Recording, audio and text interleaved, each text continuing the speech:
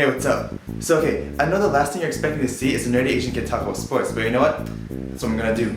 So without further ado, here's the top 5 most dominant athletes of the past 25 years.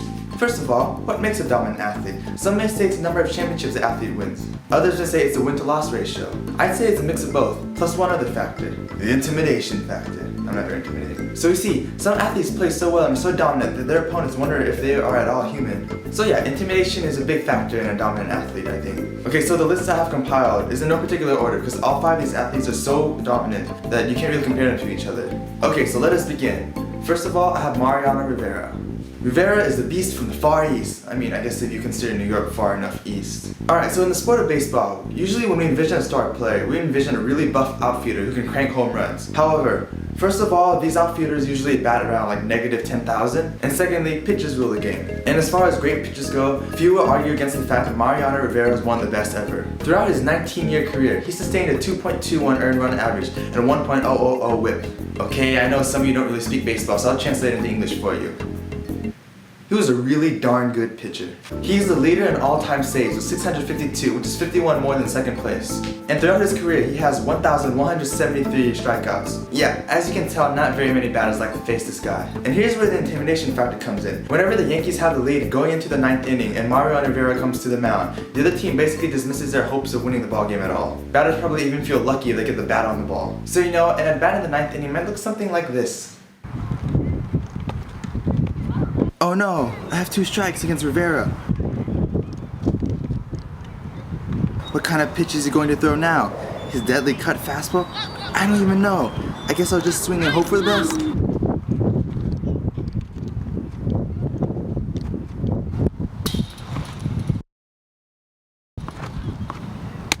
Oh well, I guess Rivera is just too good. Alright, next up is my homeboy T-Man.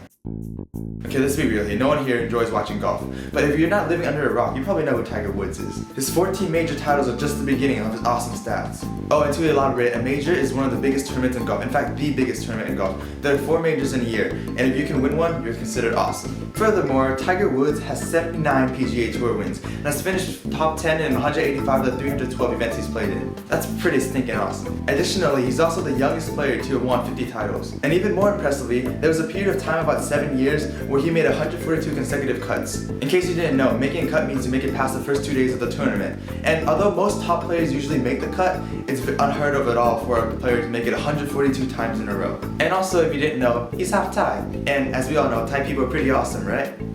Anyone? Just me? Oh, okay. Anyways, his opponents respect his abilities, and some may be even too awestruck to play their best. Perhaps I should illustrate a possible scenario.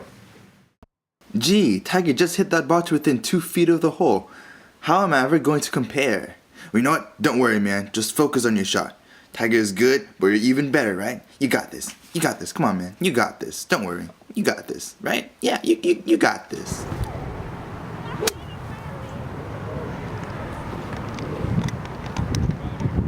Okay, so next up in my list is MJ himself.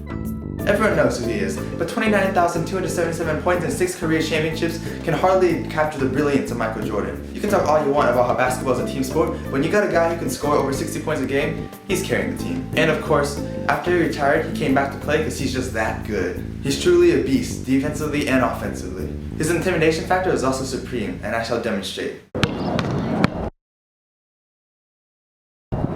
What's he going to do this time? What if he does some sort of magic trick? Alright, next up is the athlete you're probably expecting me to talk about if you know anything about me at all. Tennis is my favorite sport, so how can I not mention the one and only Roger Federer? So in tennis, like golf, there are 4 major tournaments a year called Grand Slams or Majors. The draw starts off with 128 players, and in order to win one of these, you have to be so dominant. Most players hardly make it past the first round, let alone win all 7. But Roger Federer has won 17 of these, no big deal.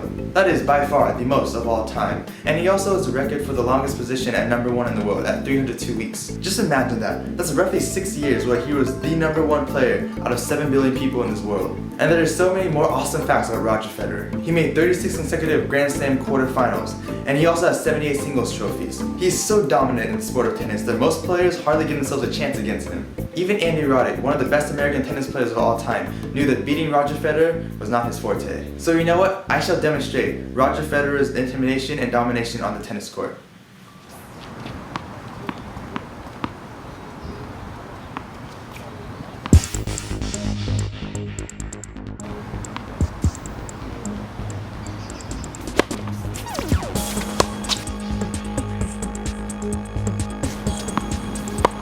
Holy cow, I'm playing Roger Federer.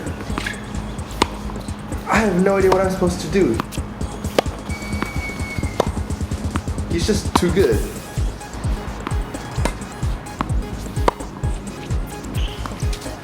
There's nothing I can do. Might as well just pay my respect. All hail King Federer. All hail King Federer. Alright, I've been waiting for this last one. So the final athlete on my list is, wait for it, Garry Kasparov. Okay, I don't see all of you who are watching me because I'm looking at a camera right now, but I can tell I'm getting a lot of blank stares. Garry Kasparov was the best chess player ever. You're expecting me to see something else, weren't you? Yeah, you're probably raging right now like, what's chess doing on this list? So before you get too fed up about whether or not chess is a sport, let me tell you right now, it is classified as a sport, and I have no idea why. I just wanted to have a little fun and throw in a chess player and a list of great athletes and throw you guys off guard. So a little bit about Garry Kasparov, even though it probably means nothing to you, but he had one of the highest chess ratings ever at 2,812. He also spent a very, very long time at world number 1. And like all others on this list, he also had that intimidation factor, and I shall demonstrate that too.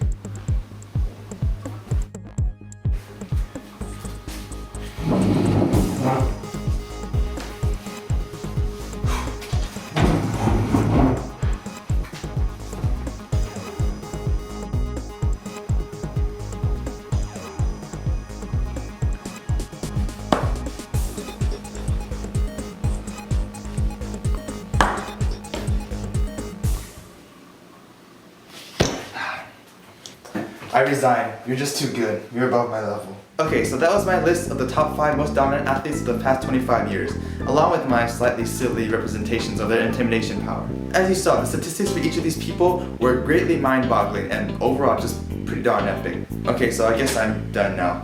Kevin M is out. Peace.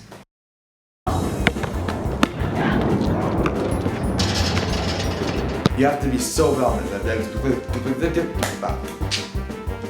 what was that?